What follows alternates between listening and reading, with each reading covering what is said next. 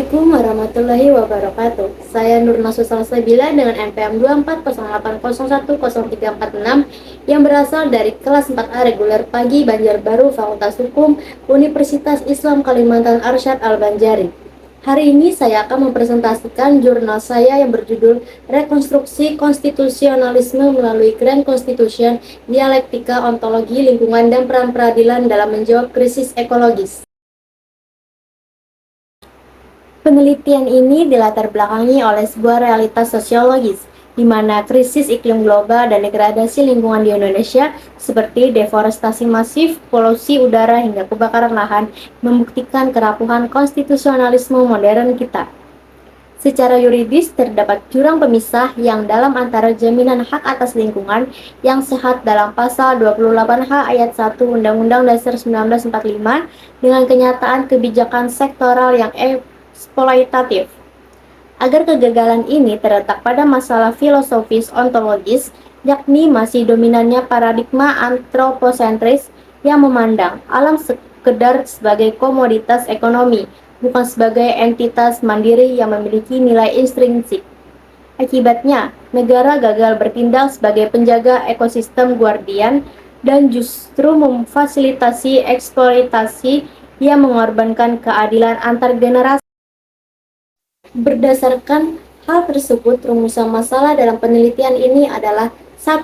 Bagaimana urgensi menggeser peran konstitusi dari sekedar norma kekuasaan menjadi norma ekologis. Kedua, bagaimana konsep Green Constitution memperluas makna konstitusi untuk mewujudkan keadilan ekologis. Yang ketiga, mengapa terjadi kegagalan implementasi norma konstitusi dalam perlindungan lingkungan hidup di Indonesia. Yang keempat, bagaimana peran Mahkamah Konstitusi dalam menjaga keadilan ekologis melalui putusan-putusannya. Dan yang terakhir, bagaimana langkah rekonstruksi konstitusionalisme menuju Grand Constitution yang berkelanjutan. Guna menjawab seluruh rumusan masalah tersebut, metode penelitian yang saya gunakan dibagi menjadi 3 bagian. Yang pertama, pendekatan penelitian menggunakan jenis yuridis normatif yang bersifat deskriptif analitis dengan mengombinasikan 4 pendekatan sekaligus. Yang pertama ada konseptual, yang kedua ada perundang-undangan, yang ketiga ada kasus, dan yang terakhir ada pendekatan filsafat. Kedua, pengumpulan data bersandar sepenuhnya pada data sekunder yang dikelompokkan menjadi bahan hukum primer seperti Undang-Undang Dasar 1945 dan putusan MK, bahan hukum sekunder dari literatur ilmiah para ahli, serta bahan hukum tersier. Yang ketiga, analisis data dilakukan secara kuantitatif untuk membedah bangunan, norma, asas hukum dan realitas krisis ekologis, guna menawarkan rekonstruksi hukum yang komprehensif. Berdasarkan dari 5 rumusan masalah yang dikaji, hasil penelitian ini menunjukkan bahwa dalam aspek ontologi, kita mendesak adanya transformasi konstitusi dari sekedar norma kekuasaan yang membagi wewenang politik menjadi norma ekologis. Pergeseran ini menuntut kita menolak antroposentrisme dan beralih ke ekosentrisme, yang mengakui dalam sebagai subjek hukum yang setara, di mana wewenang negara dibatasi secara mutlak oleh daya dukung dan daya tampung lingkungan.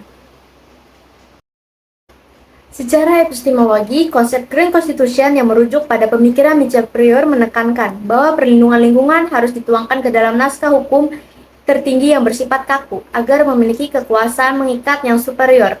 Namun di Indonesia, kita menghadapi krisis konstitusionalisme ekologis akibat adanya disharmoni regulasi di mana undang-undang sektoral seperti pertambangan dan perkebunan kerap mengabaikan ruh konstitusi lingkungan demi pertumbuhan ekonomi jangka pendek. Hambatan yuridis dan sosiologis ini diperparah oleh pendekatan aparat peradilan yang masih terjebak dalam pola pikir formalistik prosedural yang kaku. Disinilah peran vital Mahkamah Konstitusi sebagai pengawal norma hijau atau ecological guardian. Melalui semangat hukum progresif, MK harus berani melakukan terobosan hukum rule breaking untuk menafsirkan kembali konsep hak menguasai negara pada pasal 33 Undang-Undang Dasar 1945 agar tidak disalahgunakan menjadi instrumen privatisasi komoditas vital seperti air oleh korporasi. Lewat putusan-putusannya, Mahkamah bertindak memperluas legal standing bagi organisasi lingkungan serta hak masyarakat adat demi melindungi generasi masa depan. Oleh karena itu, langkah rekonstruksi menuju Grand Constitution yang berkelanjutan tidak boleh hanya berhenti sebagai macan kertas, melainkan harus diturunkan ke dalam dua instrumen pengawasan konkret, yaitu yang pertama, Legislative Grand Review, yaitu kewajiban audit dampak lingkungan yang mengikat secara konstitusional terhadap setiap rancangan undang-undang, dan yang kedua, Constitutional Complaint Lingkungan, yang memberikan hak gugat langsung kepada warga negara ketika kebijakan negara nyata-nyata mengancam keberlanjutan ekosistem lokal. Sebagai kesimpulan dan tujuan akhir dari aspek aksiologi, transformasi konstitusi dari norma kekuasaan menjadi norma ekologis melalui konsep Grand Constitution merupakan imperatif mutlak untuk mewujudkan keadilan ekologis yang substantif. Melalui peran peradilan yang progresif, konstitusi harus diletakkan kembali pada hitah ekologisnya. Langkah ini esensial untuk menggeser paradigma hukum menuju ekosentrisme yang mengakui hak-hak alam, sehingga hukum tidak lagi bisu terhadap degradasi ekosistem, melainkan menjadi dokumen hidup yang menjamin keberlangsungan seluruh makhluk hidup di masa kini dan masa depan.